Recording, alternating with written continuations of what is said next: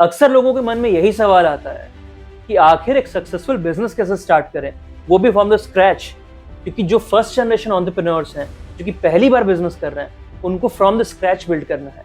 और from the scratch एक business को बिल्ड करना काफी टफ होता है। तो दोस्तों, एक बिजनेस को बिल्ड करने के लिए कुछ स्टेप्स हैं और कुछ ऐसे तरीके हैं जो कि आपको फॉलो करने से बड़ी आसानी होती है एक बिजनेस को रन करने में और बिल्ड करने में, एक बड़े ब्रांड में। तो सबसे पहली और इम्पॉर्टेंट चीज होती है अपना नीश ढूंढना या फिर नीश आइडेंटिफाई करना। नीश ढूंढने से मतलब है दोस्तों, एक एरिया ऐसा चुनना कि आखिर आप बिजनेस किस चीज का करेंगे। तो सबसे बेस्ट तरीका होता है इसके लिए, आप किसी एक ऐसी पर्टिकुलर प्रॉब्लम को, हो सकता है आपने कभी कोई प्रॉब्लम फेस की हो जो कि आप चाहते हो कोई और फेस ना करे, तो उस प्रॉब्लम का सॉल्यूशन आप अगर निकाल सकते हैं तो आपका एक वो नीश में एक बिजनेस हो सकता है। या हो सकता है प्रॉब्लम ना हो, बट आपको लगता है कि कोई ऐसा काम है जिसको कि और एफिशिएंसी के आप बढ़ा सकते हैं, जिससे कि वो काम और आसानी से किया जा सके, तो आप वैसे नीश में अपना बिजनेस बिल्ड कर सकते हैं। अब नीश ढूंढने के बाद आता है आपको करनी होती है प्रॉपर रिसर्च और एनालिसिस उस सेगमेंट के बारे में, ताकि आपके साथ कल को ये ना हो। जनरली कैसा होता है, कई बार जो स्टार्टअप्स फेल होते हैं, क्यों? क्योंकि उन्होंने प्रोडक्ट जो बनाया, उन्होंने कस्टमर या पब्लिक की रिक्वायरमेंट को देख के प्रोडक्ट नहीं बनाया। उन्होंने पहले प्रोडक्ट बना दिया एंड बाद में फिर वो कस्टमर्स के पास जाते हैं, तो फिर वहां पे कस्टमर उसको पूछते नहीं। क्यों? क्योंकि उस चीज की रिक्वायरमेंट ही नहीं थी पहले। तो इसीलिए आपको अप्रोच रखना चाहिए कि जिस चीज की रिक्वायरमेंट है, पब्लिक को जिसकी डिमांड है, आपको वो प्रोडक्ट बनाना है। इसीलिए रिसर्च बहुत इंपॉर्टेंट होती है एक नीश के बारे में। उसके बाद आपको नीश में ये भी ध्यान देना है कि आप नीश ऐसा ही चुने जहां आपकी स्किल्स हो, पैशन हो और इंटरेस्ट हो। क्योंकि बिना पैशन और बिना स्किल्स के आपको वो नीश में बिजनेस बिल्ड करना एक बर्डन लगेगा। और डेफिनेटली दोस्तों, बिजनेस करने में एक चीज जरूर ध्यान रखिएगा, मोटिवेशन आपको खुद से लाना पड़ेगा। किसी मोटिवेशनल स्पीकर के मोटिवेशन अगर देने से आप बिजनेस कर रहे हो तो आप लॉन्ग रन में कर नहीं पाओगे, क्योंकि बिजनेस में आपको कोई मोटिवेट नहीं करेगा, आपको खुद ब खुद मोटिवेट रहना पड़ेगा। तो इसलिए आपका पैशन होना बहुत ज़रूरी है। अब बात करता हूँ अगले स्टेप की, जो कि बहुत इंपॉर्टेंट है। इनफैक्ट आप ये मान के चलिएगा कि यही आपके बिजनेस की लाइफलाइन होगी। पॉइंट नंबर 2 है दोस्तों, टीम।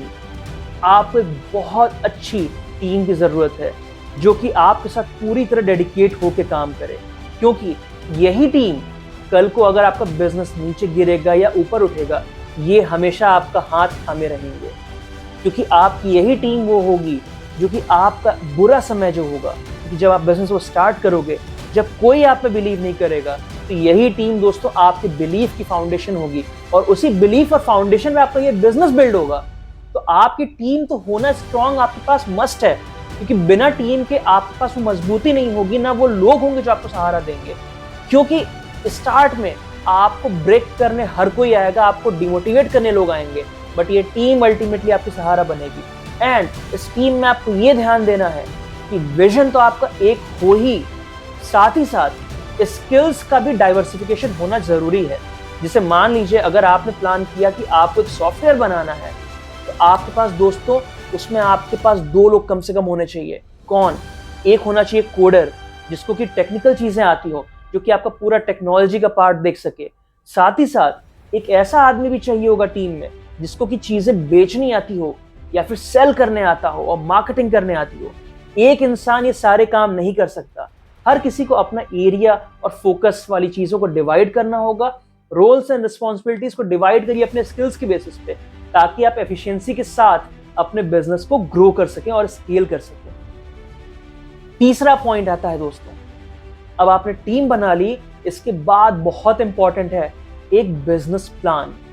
बिजनेस प्लान से अगर मैं कहूं तो आपको ये प्लान करना होगा कि आप मार्केटिंग कैसे करेंगे, आप अपने प्रोडक्ट को कहां कहां बेच सकते हैं, क्या तरीके लगा सकते हैं जिससे कि आपका प्रोडक्ट बिक सकता है, प्रोडक्ट के अंदर फीचर्स आपको क्या क्या लाने हैं आगे चल के, जिससे कि कस्टमर्स आपके साथ बने रहें, और कस्टमर्स अगर आ गए तो उनको रिटेंशन आप कैसे करेंगे। ये उसके बाद बिजनेस आपने स्टार्ट कर लिया, आपने शुरुआत में 100,000 कस्टमर ले आए, अब आप उसको एक्सपैंड कैसे करेंगे, स्केल कैसे करेंगे, बढ़ाएंगे कैसे, इन सब की प्लानिंग होना बहुत ही जरूरी है। साथ ही साथ रेवेन्यू मॉडल होना बहुत इंपॉर्टेंट है दोस्तों। आज के टाइम पे आपने अगर देखा होगा, बहुत सारे ऐप ऐसे होते हैं जो कि या बिजनेस ऐसे होते हैं जो कि स्टार्ट तो हो जाते हैं पर उनके पास रेवेन्यू का आंसर नहीं होता।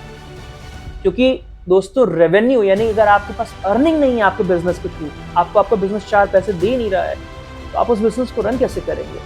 इसलिए रेवेन्यू मॉडल सोचना आपको बहुत जरूरी है और उसको आपको पहले से सोच के चलना है, ताकि बिजनेस है तो आपके पास 2 पैसे आए जिससे कि आप ग्रो कर सकें। अल्टीमेटली अगर आप इन्वेस्टर्स के पास भी जाते हो फंडिंग लेने, तो आपसे सबसे पहला सवाल यही पूछा जाएगा कि आपका रेवेन्यू मॉडल क्या है? क्या आपने अपने बिजनेस को टेस्ट किया है? आपने रन करके देखा है आप रेवेन्यू जनरेट कर रहे हैं? अब दोस्तों जब मैं बात कर रहा हूँ रेवेन्यू जनरेट करने की, तो यहाँ पे आता है हमारा अगला पॉइंट जो कि बहुत इंपॉर्टेंट है, एक वर्किंग प्रोटोटाइप होना। आपका जो भी बिजनेस है उसका एक वर्किंग मॉडल होना चाहिए आपके पास। आपको कुछ महीनों या 1 साल तक अपने बिजनेस को रन करके अपना कॉन्सेप्ट प्रूफ करना होगा, यानी कि प्रूफ ऑफ कॉन्सेप्ट होना चाहिए, जिसमें कि आप ये साबित करके दिखा सकेंगे अपने डेटा और नंबर्स के जरिए कि आपका बिजनेस दमदार है और इस प्रोडक्ट की मार्केट में रिक्वायरमेंट है, लोग इसके पैसे देने को तैयार हैं और यूजर्स भी आप लगातार बढ़ा सकते हो। क्योंकि अल्टीमेटली जब इन्वेस्टर्स के पास आप जाते हैं फंडिंग लेने या कस्टमर्स के बीच में, तो ये बहुत एक इंपॉर्टेंट पॉइंट बन जाता है। अब इसके बाद बात करता हूं अगले पॉइंट पे। सबसे इंपॉर्टेंट और एक जरूरी चीज है बिजनेस के अंदर दोस्तों, नेटवर्किंग। आप बिजनेस अकेले के दम पे नहीं रन कर सकते, आपको लोगों से मिलना होगा, कनेक्शंस बनाइए, बी शेमलेस, बेशर्म बन जाइए, हिचक मत करिए, संकोच मत करिए, किसी से भी मदद मांगनी हो बिल्कुल मांगिए, क्योंकि बहुत ज्यादा से ज्यादा क्या हो सकता है, अगर आप किसी से मदद मांगेंगे मैक्स टू मैक्स वो आदमी आपको मना कर सकता है। अगर हम बुरा मानेंगे कि उसने मुझे मना किया या हम शर्म करेंगे कि हमें कोई मना कर देगा, तो फिर हम बिजनेस कैसे करेंगे? We have to be shameless. हमें बेशरम बन के अपनी हेल्प मांगनी है, लोगों से जाके, लोगों से मिलना है, उनसे अपने बिजनेस को पिच करना है।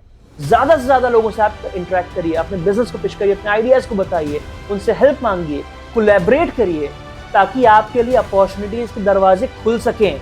वरना अगर आप किसी के पास जाके दस्तक ही नहीं देंगे किसी दरवाजे पे, तो वो दरवाजा आकर खुलेगा कैसे?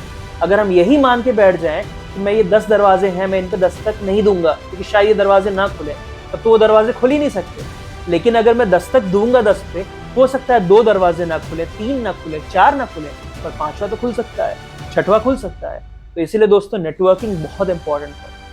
अगर आपको ये सारे टिप्स अच्छे लगे तो मैं उम्मीद करता हूँ आप इनको इम्प्लीमेंट कर सकते हैं और आप एक सक्सेसफुल एंटरप्रेन्योर बन सकते हैं। अगर आप इसके बारे में और कुछ जानते हैं या फिर अपनी राय रखना चाहते हैं या आपके कुछ और विचार हैं एंटरप्रेन्योरशिप के बारे में, तो हमें कमेंट्स में जरूर बताइए। इस तरह के और कंटेंट को देखने के लिए चैनल को सब्सक्राइब जरूर करें, लाइक करें, शेयर करें और बने रहें।